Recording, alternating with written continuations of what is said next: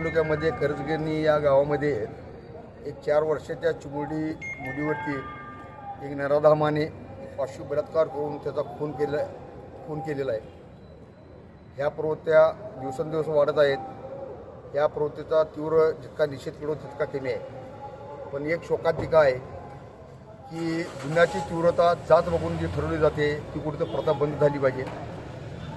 महिला मुले लहान मुले यांच्यावरती जे बलात्कार होतात त्यावेळेला सर्व समाजानं अशा गुन्हेगारी प्रवृत्तीच्या विरोधामध्ये उभं राहणं फार गरजेचं आहे। त्या अनुषंगाने आज आम्ही समस्त मुस्लिम समाज समितीतर्फे निवेदन दिलेलं आहे की या नराधामावरती फास्ट ट्रॅक कोर्टामध्ये लवकरात लवकर गुन्हा दाखल करून त्याला फाशीची शिक्षा व्हायची अशी तरतूद करण्याची आपण विनंती आज माननीय कलेक्टर साहेबांना केलेली आहे।